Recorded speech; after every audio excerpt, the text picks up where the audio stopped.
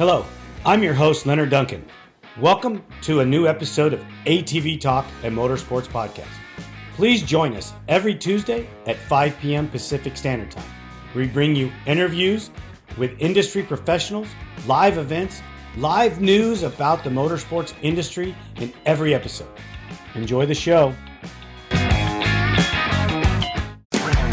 Whether we are out riding with our friends and family or racing in extreme environments, we all need good tires. That's why I recommend GBC Power Sports Tires, a division of Greenball Corp. Their products, which include XC Master, Mini Master, and Groundbuster 3, are what leading professionals in the ATV-UTV industry are using. You can get your tires at greenballtires.com or find them on Instagram as GBC Tires for further inquiries. Are you looking for the best suspension technology for your sport ATV? Look no further than Elka Suspension, the industry leader in sport ATV suspension technology. With championship wins in prestigious events such as the Dakar Rally, SCORE, Best in the Desert, ATV MX, Cross Country, and Works, Elka Suspension has established itself as the go-to choice for athletes and enthusiasts alike. But they don't just stop at ATVs. They're constantly expanding into new markets, including UTVs, trucks, SUVs, pit bikes, snowmobiles, and more. Their commitment to innovation and quality means they're always looking to improve and adapt so you can enjoy a smooth ride wherever you go. Want to learn more about what Elka Suspension can do for you? Visit their website at elkasuspension.com or give them a call at 450-655-4855. They will always be happy to answer your questions and help you find the perfect suspension solution for your needs. Steven Harrell, how are you, man? I'm good. How are you? I'm doing great. Hey, thank you so much for coming on ATV Talk. We touched base a little bit during your amazing 2023 season, but you were kind of busy. Oh yeah, definitely. It's been it was a long season, for sure. Memorable, I'm sure. Oh yeah, it was definitely memorable, A lot had happened the year prior, and it was definitely such a positive season, and you know not being in it, very long, you learn so much, going through, the ranks, and, I learned a lot in XC2, and it was definitely a busy year learning curves, and, just trying to improve, it was just a great year overall. So when you say you haven't been in it long, was this your third season? Yeah, that was my third full season. Yep. Correct. Yep. And in what class did you ride before XC2? College A. So you rode College A and then XC2, and that's your experience. Well, so in 2020, I raced C class because I never had raced before ever. And then I won a few races. I think my best overall in that morning was like a 7th. And then, we went through summer break because it was the year when COVID was going on, and it was kind of, I guess, it was the second Georgia race. I'm pretty sure that was my first ever GNCC race, and then I raced that, and then I raced a few others in C class. Summer break came along, and then I moved up to A class, and then I won a few of those, but it was like a part-time season, and then the following season, I think that was 2021, won A class, and then 2022, I got third in XC2, and then 2023, I won it. Now 2024. And now you're a pro. Yeah. So have you been training this off season differently, or are you looking at it doing it the same way? No, definitely definitely been doing a little bit of riding with Walker. So just trying to figure out that intensity, my lack of experience, just trying to find. It's not that I'm there physically for sure. It's just kind of more of a mental barrier trying to figure out that speed, trying to get your mind to comprehend all that stuff going so fast. I mean, when you come from, trail riding and then in the next few years going, competing with the best guys in the world, it's, just trying to comprehend everything, at that pace. It's unreal, and riding with, walkers, it's definitely helped me a lot to get to that point, but just honestly, that's it. Just training to figure out that pace, trying to find that XC1 top dog pace. You know what I mean? It's definitely, there's a lot of mental going into it. So let's backtrack just a little bit. You rode part of a season in C, and then what made you go from C to A? Um, Honestly, I think what had happened was is there was a lot of, I raced local series and I was placing in the top 5 in these local series, and people were just kind of like, this kid needs to. Everyone was just hating on me, man, thinking I was a sandbagger, and but I really had never raced before. I didn't know what to expect, so that's really what got me going. I was doing good in the local series, and I moved up because people were just like, this kid needs to move up. So right off, you were fast. Yeah, yeah, right off the bat. I really didn't know what to expect though. Like I came into it, and I rode my whole life, don't get me wrong. I started riding. I started when I was 17 racing. I started riding when I was like 3 or 4 on an ATV. So, I rode my whole life. I trail rode. There was land around my house, and we just go trail riding and do some loops. A few of my buddies, growing up, we just rode all the time. I had like 6 acres out back in my house, and I rode every day, And I just remember as a kid making loops and doing it over and over and over every single day. I loved it so much, and I never really, I wanted to race, but my dad just, he was kind of strict with me with school and sports, and I just didn't really get the chance to race. And then when COVID hit, I was a big wrestler, and that was kind of out of the picture. I was going to go to college to wrestle, and it just didn't work out in my favor, And he knew I've always wanted to race, and he gave me the chance to do it. And when he gave me that opportunity, man, I ran with it because I love it so much. So the love of the enthusiasm and the love of riding, Oh yeah, and not being able to having the race carrot dangled yeah. and never getting to do it gave you an extra drive. Oh God, yeah. It really did. It was kind of like, how do I say it? Giving a dog a treat. It's like, you can't have it. Nope, you can't have it. And that's kind of how my dad always did it, because he always talked about putting me into racing. He just never fully did it and committed to it because we were just so into sports at the time. And like when he gave me that opportunity, man, I showed him. I'm like, look, I'm good at this, and I'm gonna show you I'm good at this. And you know, I I tried to take it as far as I can, but I'm just fortunate that I got the opportunity to.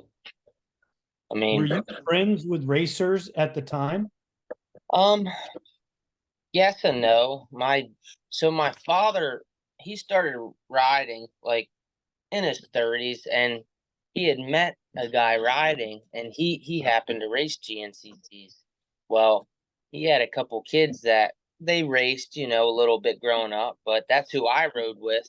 And my dad and him were best friends, and we would camp and ride all the time. And I mean, we went at it with each other, but it was just cool, you know, growing up. I did ride with racers, but they weren't like full-time national guys, you know what I mean? Yeah, yeah, I get it, but you know, sometimes the funnest, most aggressive riding is riding with your buddies on the Yeah. weekend, and it's all about bragging rights. Oh yeah. I mean, a couple of my buddies, I mean, we rode all the time as kids.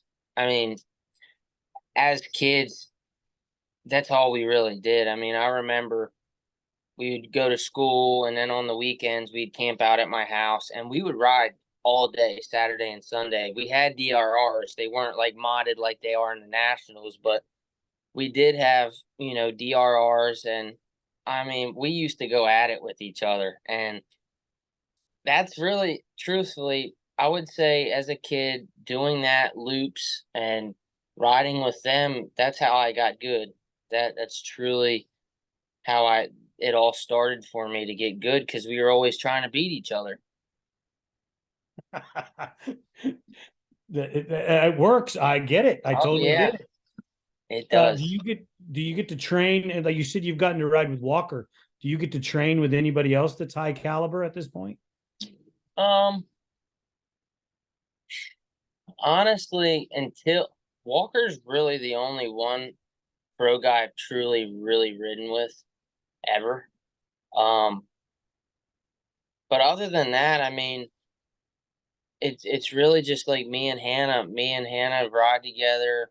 You know, I'll let her go, catch her, and that's pretty much it. I mean, if you want me to be honest, Hannah Hunter's my riding partner. She's the one I ride with all the time, and you know, she's such a reliable person. You know, if we're riding every weekend, like it doesn't matter. You know, and but that's pretty much the only person. I mean, I've learned a lot from her and her dad. You know, I've picked up on stuff, you know, not necessarily riding, but just like the whole program, how to have a championship program. You know, I've learned tons and tons from them. You know what I mean? Well, I'm gonna. She says that she's afraid to go head to head with you, but secretly, I think that she's afraid that she doesn't want to hurt your feelings because she could beat you. Yeah, she might kick my butt. She's quite the rider, isn't she?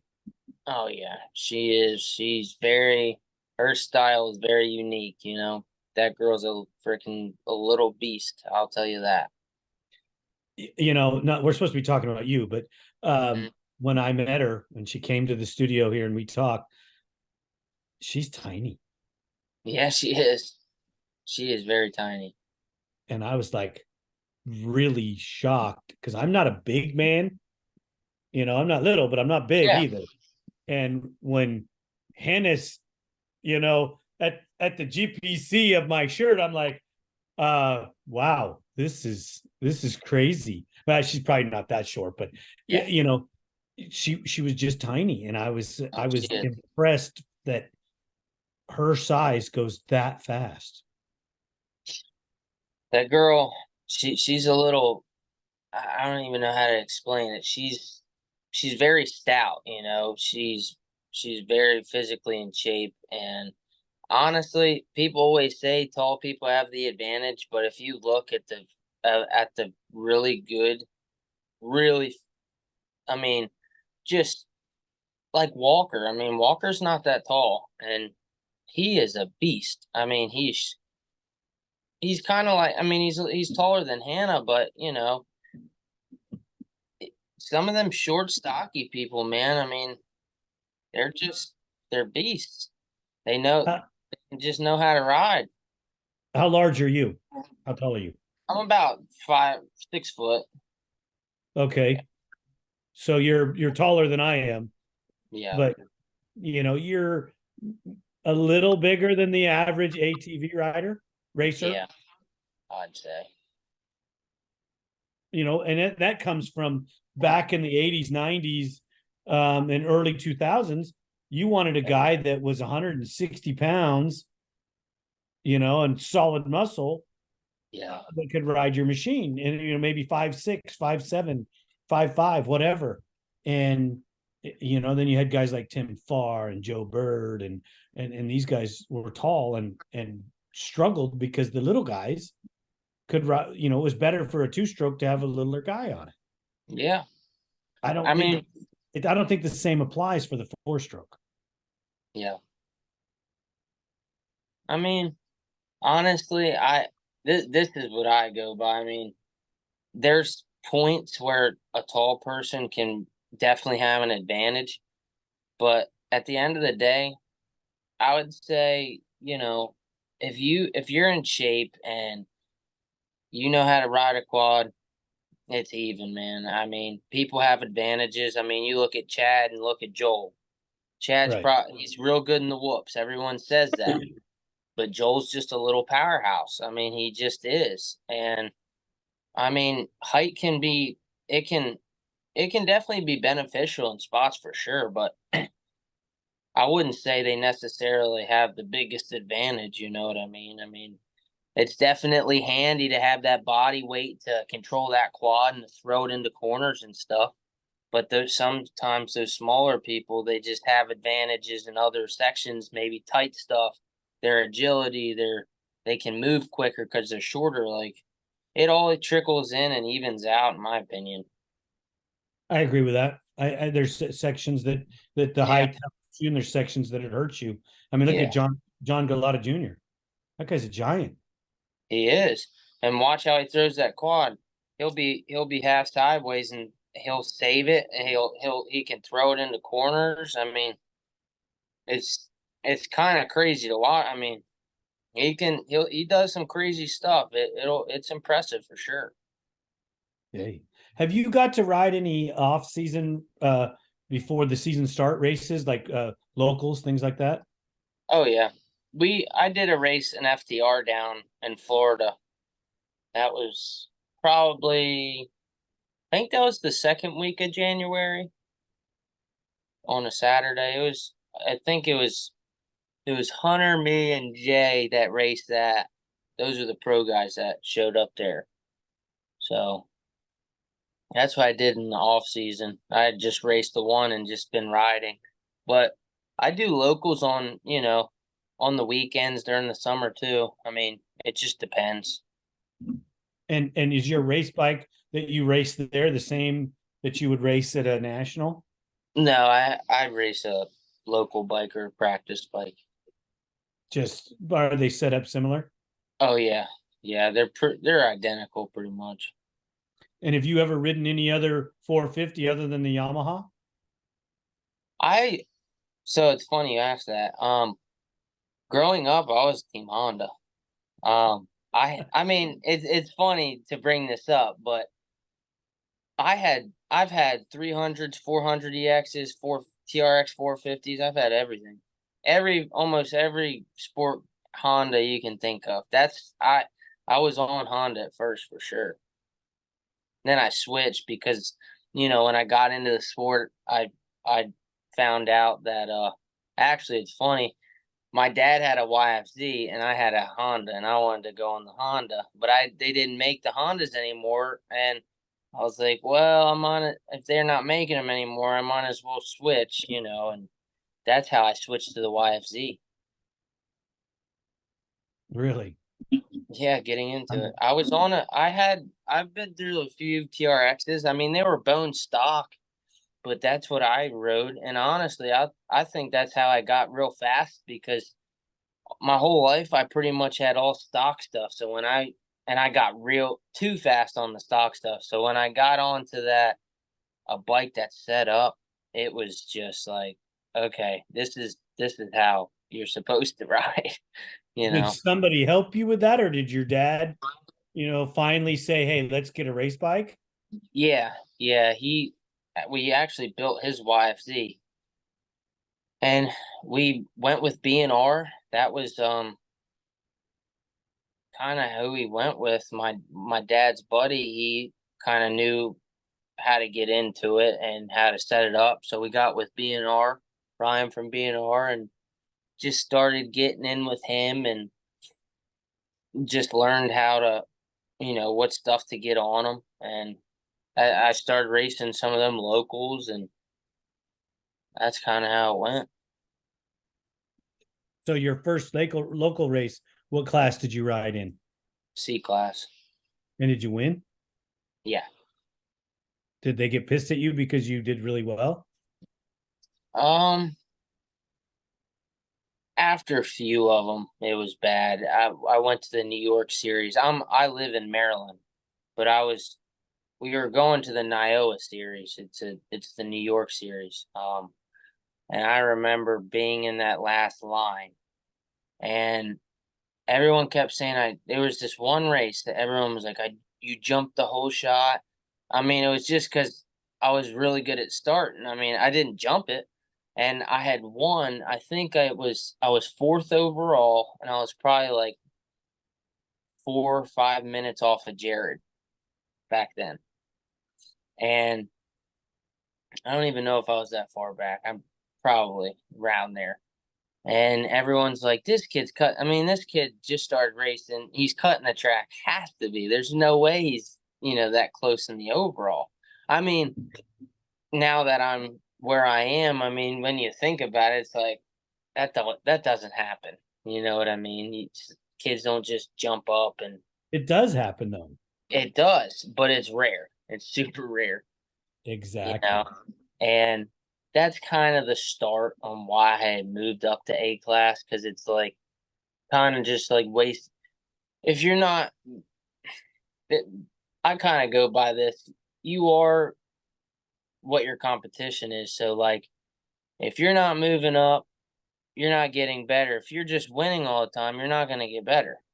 So you got to go, and that's basically where I was at. I was at a level where I needed to move up. I was winning amateur overalls at locals, and I just kind of came down to the conclusion. I was like, let's go to A class. Let's see where I'm at there. And then I won that too and got an amateur overall, and that's kind of where the base came in.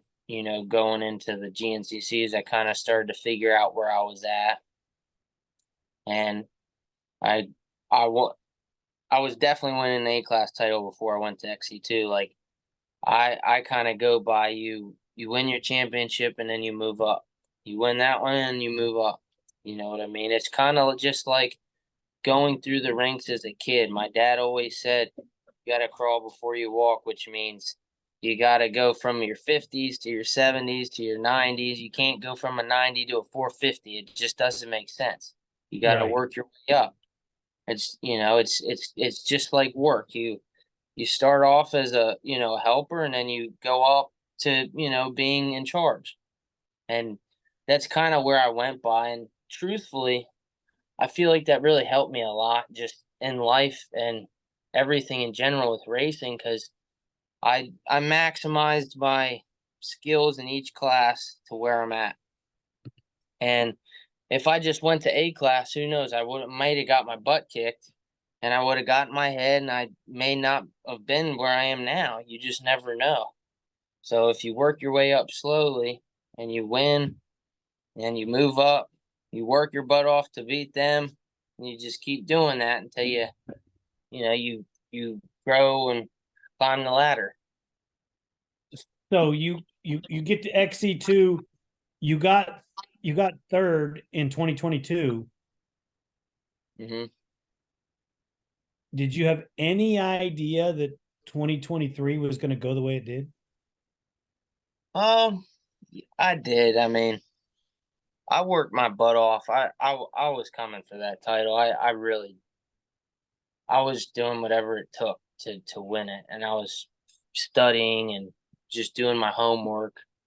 And I came into that year and I had a goal in mind, and I did everything that I could to achieve it. You know what I mean? And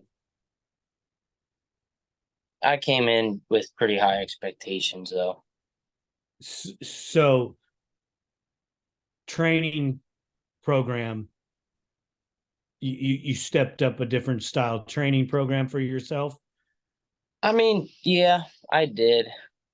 I I started really I just like coming into it, I just didn't know what to do. I didn't understand, I was just like a new racer.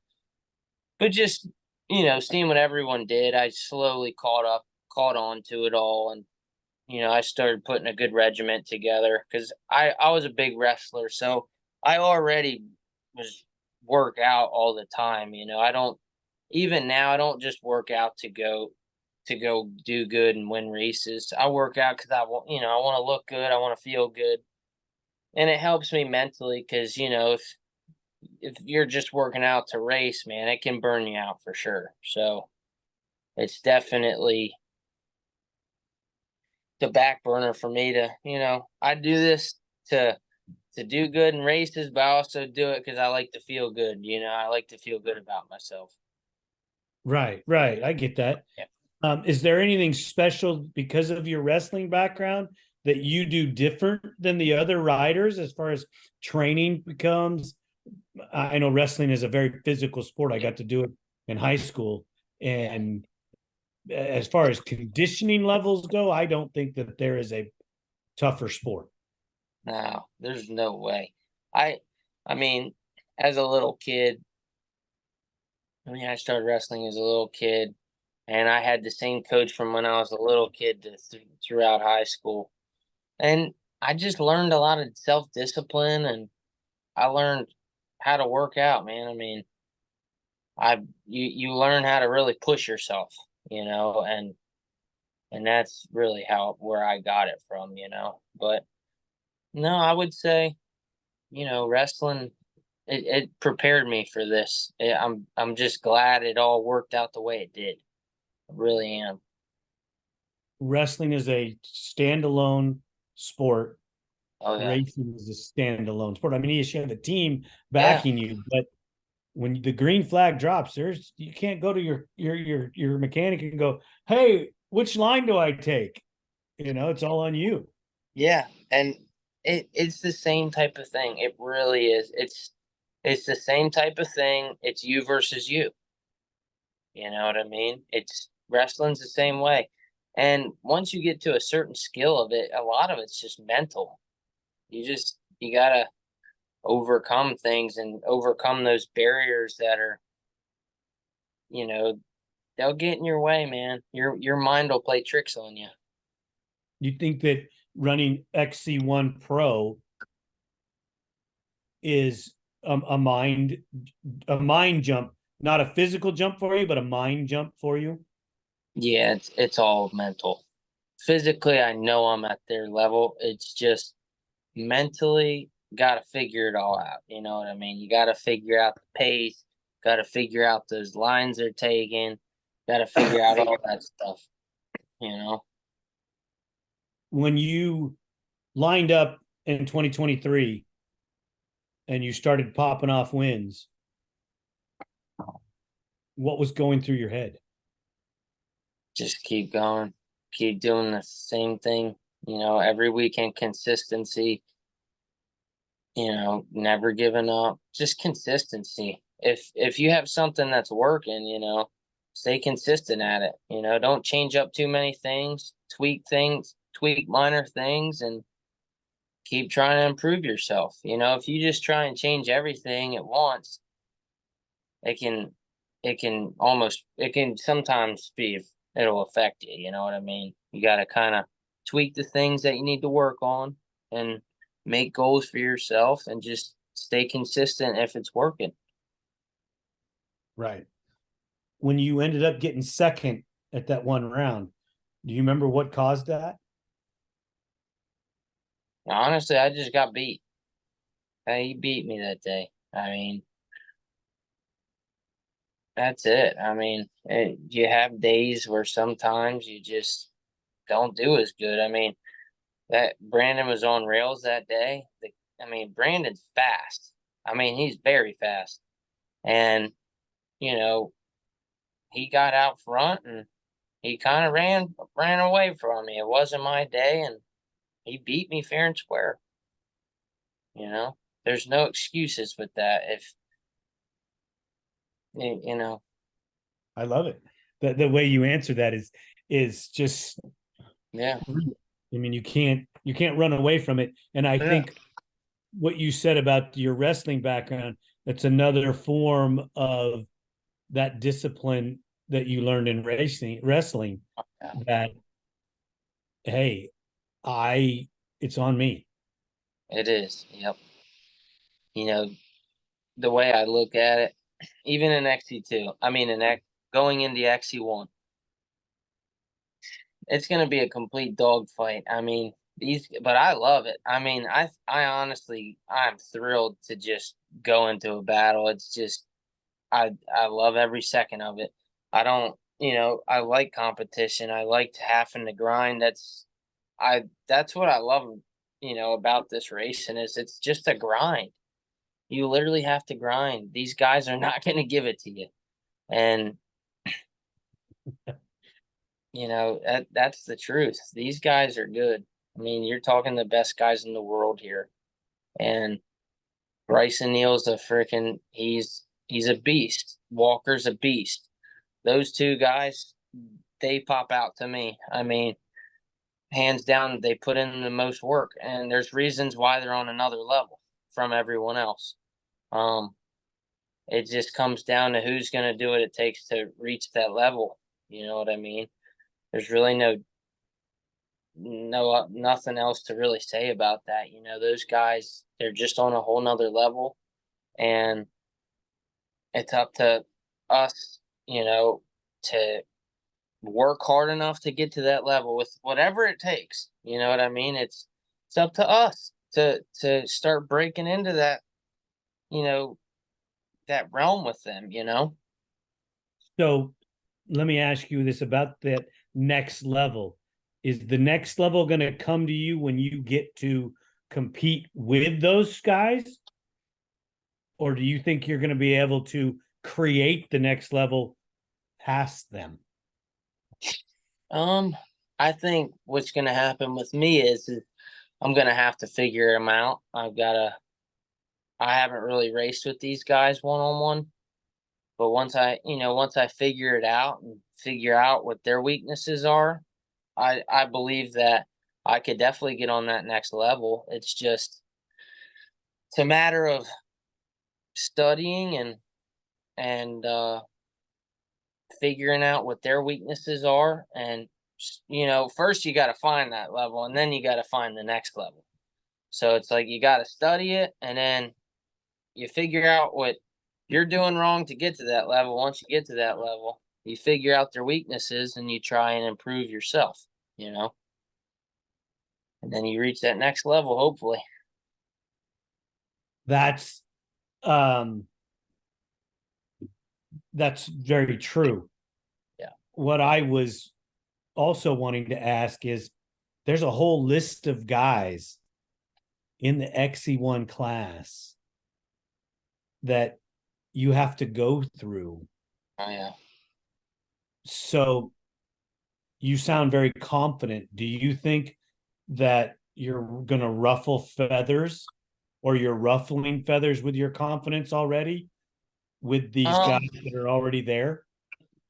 I think coming into this season, I'm definitely gonna have to figure it out in this mid pack for sure because, like I said, I don't have much experience with these XC1 guys yet, so it's definitely gonna be a learning experience. I'm gonna have to figure it out.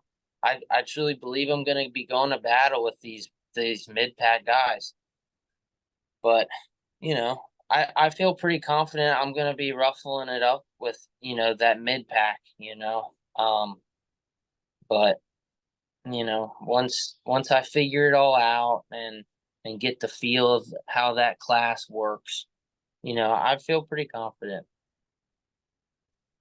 So you came in off of stock machines, and how do you know, or how do you test now to improve your machine? how is that working for you? Honestly, it's who you know, in my opinion. I believe, obviously coming into it, I didn't really understand because I had all stock stuff. So I never even changed a thing on my stock stuffs. But once I got into the racing world and got onto like aftermarket stuff, really just finding the people that know what they're doing. There's a lot of people that think they know, but they don't. There's a lot of people that know what they're doing and really know what they're doing. And, if you get in with the right people, you can learn a lot and figure out how to, change your stuff and test. But it's really making sure that you got the right people behind you and the right people, telling you what to do. So developing your machine is your team concept, the guys Yeah. that are backing you, or the people that are backing you, with suspension setups and A-arms and exhaust and motor packages, things like that. Yeah, I mean, it's really they I mean, what I think it is, it's the guys that know. You just kind of got to learn from them because, you know, it's the way our sport is, the best guys run the best stuff. You know what I mean? So you have products that are upcoming, but you're pretty limited with product with the ATV world right now. So, I mean, generally, what to run because lack of like industry and people making certain parts. I mean, there's only few people that make a good a arm for cross country. You know what I mean? So generally, a lot of the people are running that. And same with exhaust and motors. I mean, you figure out who's finishing races at the end of the day. You know what I mean? Even in that pro class,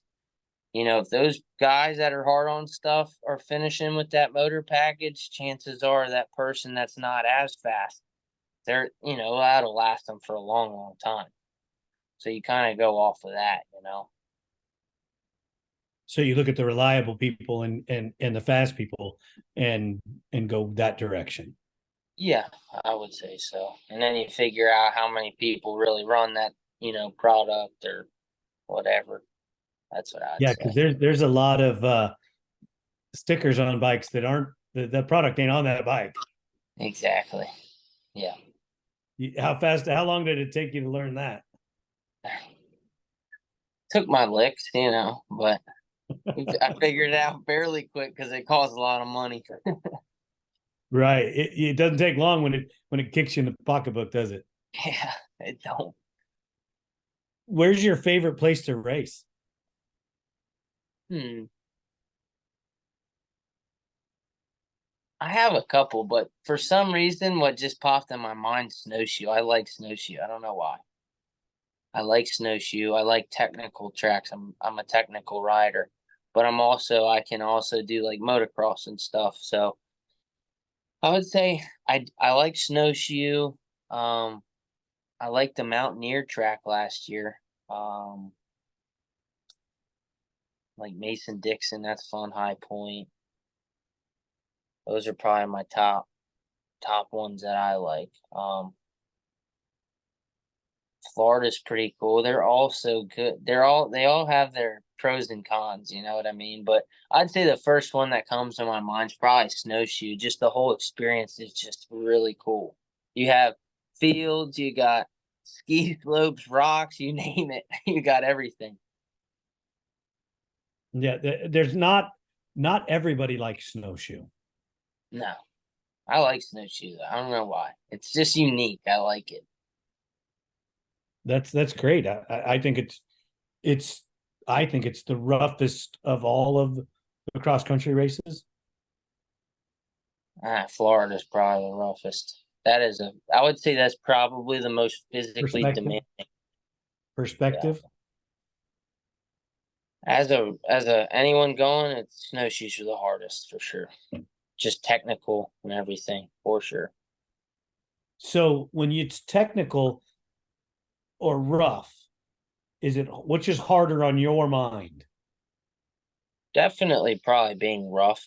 Because once you get to a certain point, it's like you figure, I mean, but everyone's different. I mean, for me, think about doing whoops for 2 hours straight. And then, I'm not or going to you, do whoops. Hey, whoa. I'm not doing whoops for 2 hours. right. Or would you, You'd be lucky to get me out there to do 3 whoops. so, all right. So would you rather for 2 hours go through, some rocks, some long, fast sections, roads, regular woods, or would you rather do whoops for 2 hours? I would That's the rather question. do the latter because I Yeah. think for me, well, I'm also older than you, a lot older than you. And when I was racing and we were racing out here on the West Coast, I enjoyed a more diverse terrain. I was not the guy that could go to the motocross track, or I was not the guy that wanted to go to the whoop track. Now, if you go where it's rocky section and then a straightaway or the S's, Yeah. whatever, maybe fields or some type of obstacles, that was more fun. But straight whoops and or going to the tracks with the big jumps. No, I liked my wheels on the ground, and I just didn't like that pounding of the whoops. That's not fun. So Some you, guys. so you, you raced all the works ones back? I raced. I raced as in the 30A and in the amateur A class when Works was starting, when they only had an amateur A class, and I also got to race best in the desert 2 years in the pro class. Oh, that's cool. Heck yeah. So yeah, Huh. I've been around a little while. Oh, I yeah. got to race the 250Rs back in the day too, but I got married and had children and stopped racing for Yeah. quite a number of years. Yeah. I wonder what you would have liked more, the East Coast side or the West Coast. Well, I have a shoulder problem now, so riding in the woods with you guys is out because I couldn't take the turning and the pounding. My arm just wouldn't do it. Yeah. I got to go ride Blackwater with Bob Sloan back in the day, in Davis, West Virginia, on a motorcycle, just to ride and this is before they dammed it all up. Back then compared to now, I don't know how to compare them because I haven't been to a woods race since like 2012. So let me ask you something. How do you view the works guys versus like us East Coast guys, like It's a speed night wise? and it's a night and day difference. Yeah. So you can't average it out for the race, but you can average some of the stuff that you're on the course. Right. You guys are going to go through a tree section at anywhere from 15 miles an hour to 35 miles an hour. Okay, we're going to go through a set of edges at 70. Right. Okay, you guys hit an edge and you're already doing a lesser mile an hour because you're not used to hitting it at that speed because you're not hitting it on a straightaway. You're hitting it Yeah. in a tree section or a section that's keeping your speeds down.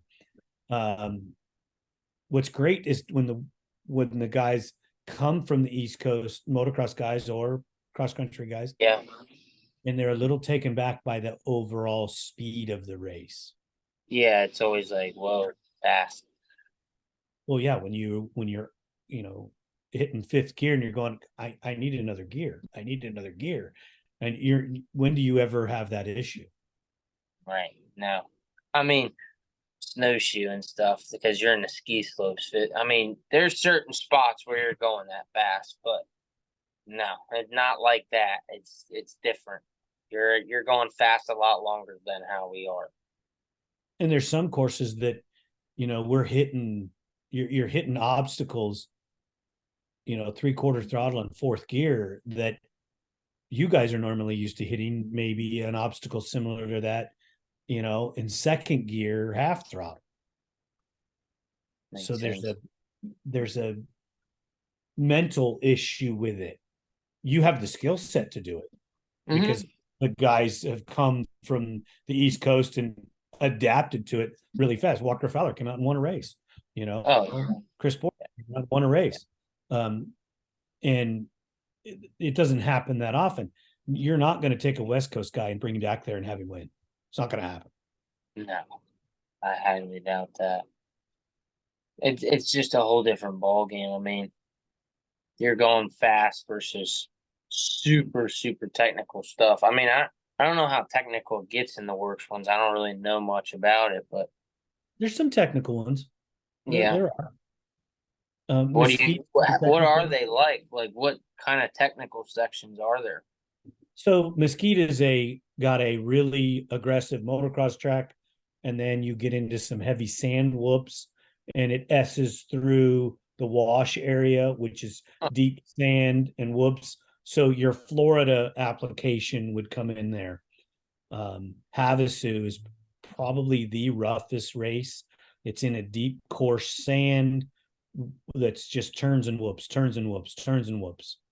We choose the woods guys or the cross country guys would fit right into that. Those are the two off the top of my head. If we went to Strataline up in Washington, it's part of it's a woods race. You go to Washington State? We did for a number of years. Oh, that's cool. That's probably far, isn't it? It's a 24 or 25-hour drive. So, from like, what states do you guys race in? Right now, they race in California, Nevada, Arizona, and Utah. So they're pretty far. Some of them friggin' races are pretty Yep. far. Yep. Yeah, so they're a lot. They're probably so. What would you say would be like the farthest drive for you to one of them? The Utah ones are probably the farthest way. They're 11 to 15 hours. Wow. Okay. So it's kind of like me to Florida. Yeah, I live in the southern portion of like I'm inland of San Diego, so that's the farthest point away from it. You're drawing riders from deep into Mexico. We have a couple guys that come from Mexico to race. No way. That's cool. That's Yeah, definitely and they're fast. They've gotten faster, and they have a good system down there where they've taken, and they ride mostly Hondas because the Honda is the machine that you want to run Baja on. I wonder I wonder why. What Because makes it better? the Yamaha doesn't work the same in the high speed desert terrain as a Honda, and it comes to the ride height, how the machine handles the bumps and the whoops. Yamaha is lower, has a better turning radius. It's more of rigid. a little bit of that, but the Honda does flex a little more. Oh yeah, for sure. It's just built for a more all-around environment where the Yamaha came out to be a motocross bike. Mm-hmm. In motocross, and then with a small adaptation, you've adapted it to a woods machine. It makes sense. Yep, for sure. That Yamaha. Okay, I'm a diehard Honda guy. Don't get me wrong, and I'm not trying to compare it, but that Yamaha is an outstanding platform in so many ways. Oh yeah, it is. It's a great. I mean, they're tanks. They're literally tanks. It's insane. I built some great Hondas for what the environment. I don't think you could build better. Knock on wood. Not trying to toot anybody's horn, but they were just incredible machines. Yeah. And I would love to have the opportunity to go back and build a woods machine and take the knowledge I have from the West to go back and just learn some new things about riding in the mud or building for a narrow. I've never built narrow, never had to build narrow. It's always been 50 inches, and Yeah. I mean, you're not too far off. I mean, you're a few inches, but it's not too crazy, the difference. I mean, do you know what motocross is? That's probably even wider. It's 50 inches. Oh, is it? Yeah. Yep. Yeah. That was crazy though. I mean, seeing like Joel and stuff come over, and that's pretty cool. It's just cool to see. I I'd don't know. love to have the I think Joel has a woods bike though. what at the when he came. When he comes and races, I think he has a woods bike. Yeah, he may. Probably does. And when he came out west, he had a you can run a motocross version with a shock adjustment, and you have to put some skid plates on it for rocks and things like that. But you can run the Yamaha in the works, and it will do pretty dang well. The points leader right now is on a Yamaha, and I built the only Yamaha that frickin' won works.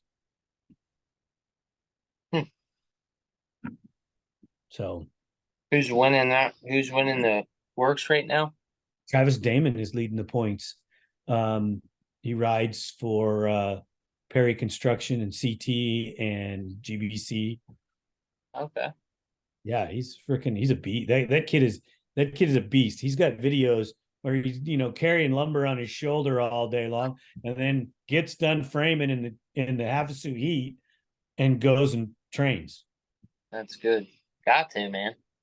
Yeah, he's a stud. That's Bo Barron's 2 points behind him, the 11-time champ. But also Travis is still in his 20s. Bo's almost old enough to be his dad. yeah. Yeah, bro, he's getting older, man. But he's fast, and he's got stuff to teach, so he's still there. And all of those guys go and ask him questions. He's a great dude. Like we were talking about, you gotta until someone's ready to step up. It just comes down to who's ready to. Someone will step up to his level eventually, but it's just takes time. Takes time to reach those levels, man. It really does. Which you have a great perspective of this, because you went from C to A, but you won. You had a hidden skill that I don't even know you knew you had. Yeah. You went from A to XC1 or XC2. That's a transition. Oh yeah, for sure. It is. And now you've transitioned into the XC1. I always like to ask riders, and unfortunately you haven't even ridden an XC1 race yet. I moved up a couple last year. The one I got in a really bad wreck, and then at Ironman I think it was 9th, and I was right there pretty much the whole race with like the mid pack. The start did horrible. I got last off the start. Everyone's crazy on that start, but I made some great passes and was right there in the mid pack. I was following, I think it was Adam, and made one mistake and gone, boom, that fast, and that's all it takes when you're unsure, at least. So the mental level for you, I don't put it into words, from XC2 to XC1, same year, because in 2023 you rode both. What was the mental difference? The intensity is just next level. Like even going from A class to XC2, it's like you start to see that intensity, and it's insane, that type of intensity. And then you go to XC2 to XC1, and it's just that intensity is just on another level. I mean, everyone's gone from 75% to 100%. I mean, these XC2 guys are about 75%. And you go to XC1, and it's like, goodness. Like, XT1, I mean, you're talking, that's probably, I'd say an A class kids. If an XT1 guy's racing with a college A kid, I mean, he's probably going maybe 50%. You know what I mean? So that intensity, that's where it really is. It's just you have to figure out that intensity, and speed comes along. Obviously you have to find that speed, but a lot of it's that intensity. Do you think your background in wrestling, because wrestling as the levels go get more and more intense, do you think that's what's mentally prepared you, or do you have a better perspective of mental preparedness? Yeah, I would say so. I mean, for wrestling, it was more of like you got to get ready for battle. You got to just it does. Now that you say that, it's probably this. It's like the same thing. It's just a different sport. Right. I mean, I know that when I wrestled, I obviously was probably never at your skill set, but yeah, it was game on or don't go. Yeah, I mean, pretty much. I mean, it's you versus you, honestly. I mean, even when you're racing, it's you versus you. I mean, there's other people, but that's just a distraction. It's really you versus you going against that clock. It's you gotta go against yourself. You're your biggest enemy Yes. in anything, pretty much. I think your greatest athletes in any sports that you look at, Tiger Woods, Michael Jordan, Mhm. Tom Brady, Patrick Mahomes. These guys are mentally tough Yeah. when it's clutch time. Yeah. I mean, look what happened last night. Patrick Mahomes, I mean, he turned on. You could see when he turned on. It was when he was under pressure. I mean, it's like he had the whole game to score, and then at the end, he's like, "Nope, I've decided what we're doing, and that's what we're doing," and that's what happened. Yeah, exactly. And Dang. Andy Reid being the genius of play caller. I mean, you can't take anything away from the 49ers No, other than the fact that they didn't score a touchdown when they had the ball. you know what happened? The dang the extra point. If they did made the extra point, it would have won. But I mean, they might have. You don't know. They might have. They might not have, yeah, because the Chiefs could have scored, or who knows. But well, I'm glad they didn't make that extra point because it made the whole game more interesting. oh, it did. It really did. Did you want the 49ers to win? I wanted. I didn't really care. Yeah, I'm a McCaffrey fan, and I gained a ton of respect for that they quarterback. ran him to death, man. Well, they do every time. I Yeah. mean, dude, the greatest running backs in the history of the NFL are workhorses like that, Oh, yeah. and that's why they don't last that long, because they just use them up, Oh, yeah. and that's It's what they're doing to this kid. I know, and he's getting older too. He's probably got one, maybe two seasons left, I but you'll know. see it. They'll go to a point, and then they're no longer effective because they physically can't. They're physically strong, but they just can't push through anymore. They hit the No, wall. Same with some of your pro racers. You know, they it's they true. they can only go to that point. This is a one way that I think you could look at it. A lot of these guys aren't thinking about it. They're just playing the game, or they're riding and they're racing and they're just making it happen. They're not looking at any of the risk, none of the risk, none of the risk. There is no risk. And then one day, they stumble or they stutter, and there's a risk.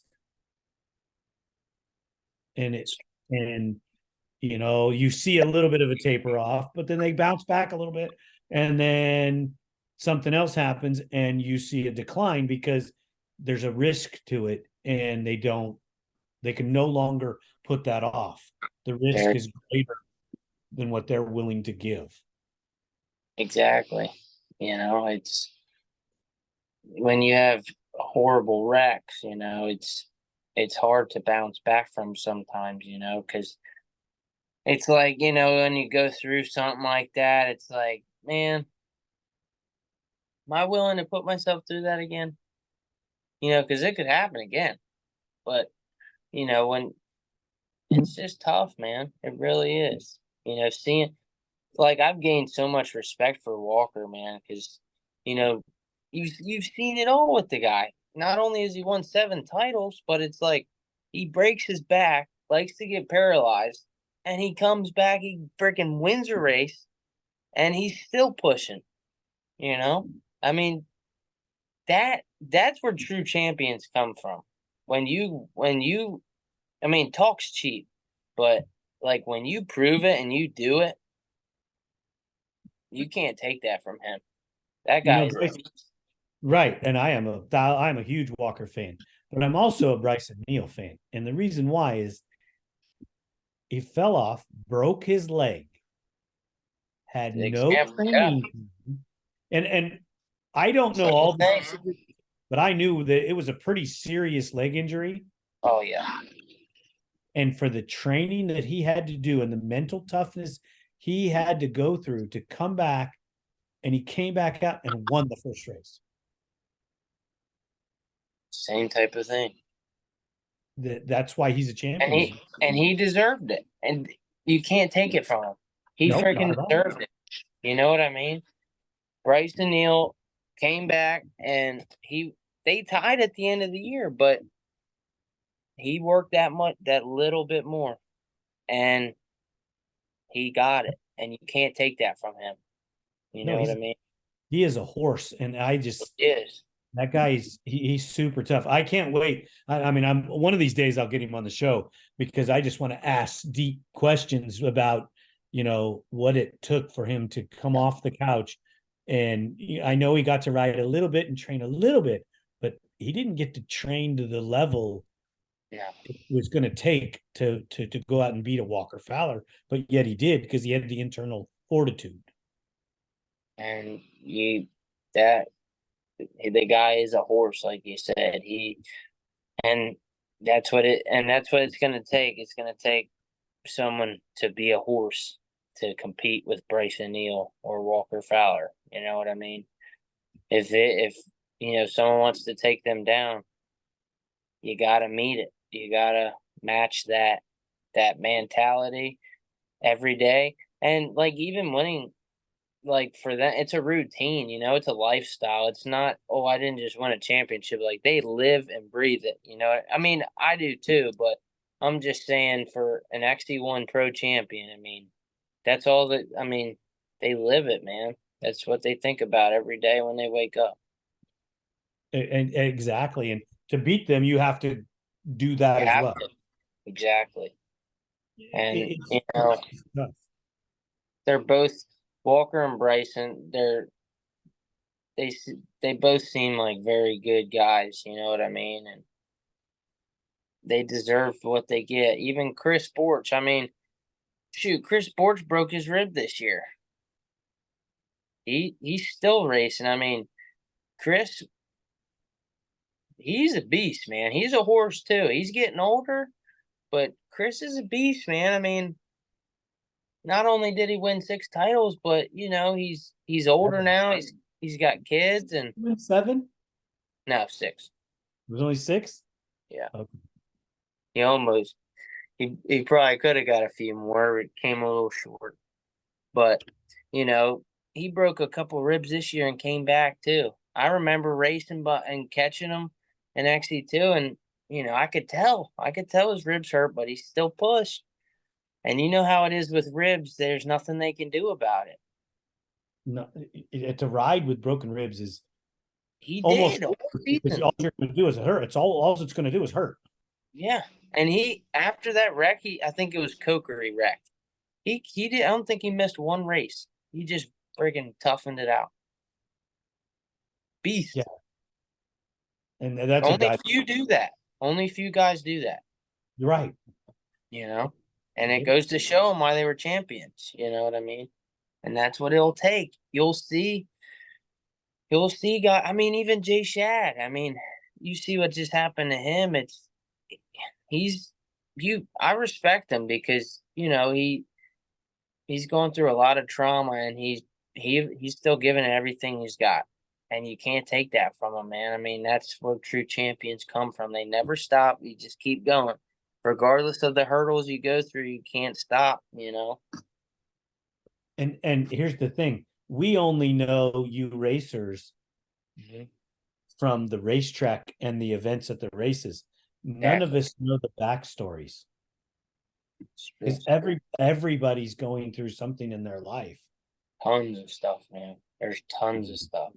Everyone they find their mental toughness through multiple people from different things, you know, someone passing away, someone getting hurt, you know, and car accidents and maybe financial issues or whatever it is. And these guys just fight through it, and you know, it's pretty amazing stuff. But that's the good thing about us humans. We all have an equal we all have that. We can all do it. You know what I mean? It's just some of us have better opportunities than others, you know, but we're all human. We all make mistakes. We all go through hurdles. Tragedies happen, bad, you know, all kinds of stuff, you know, but we all, if you can see, hear, and walk, you have just as much of an opportunity to be an XC1 Pro champion as anyone. It's just, how bad do you want to get it? You know? How bad do you want it? That's what it comes down to. I'm asking you, how bad do you want it? I want it bad, but you know, know there's no but, bro. Wrong word. I want it bad. It takes time, you know. It's hard to just become that champion overnight. You know, you got to build character. You got to build yourself. But I can tell you, I want that championship, and I'll do whatever it takes. You know, in my life, I want to be an XC1 Pro champion, and I'll do whatever it takes to do it. I'll go through fire if I have to, but you know, that's my goal. I do want to be an XC Pro champ one day. Well, we're going to be watching, and you know, I hope you get there. I really do. And I don't want to take anything away from the other guys that are trying. I hope all of you guys could become champions. Yeah. It's unfortunate. Well, I don't. Right, I understand that. Not everybody gets to be a champion, though. Yeah. No, you're right. It's very true. It's a certain lifestyle to become a champion, you know, and that's with any sport, you know. Exactly. I agree with that. Yeah. Do you like Steven or Steve better? Steven. That's what Steven. It's fine. Well, Steven, I want to say thank you so much for coming on ATV Talk, and I've really enjoyed our conversation. Good luck in 2024, and I hope to have you back on again, maybe mid or close to the end of the season to see how your rookie one is going. Yeah, I'd love to, man. Let's catch up and see how that season's going. The team here at ATV Talk would love your feedback. Please email us at hello@atvtalkpodcast.com. Thank you for listening. We hope you enjoyed this episode. If you did, don't forget to share us with your family and friends. The podcast is available on all streaming platforms, and you can find us on social media as ATV Talk Podcast. We're on Instagram, Facebook, TikTok, YouTube, Rumble, and Twitter.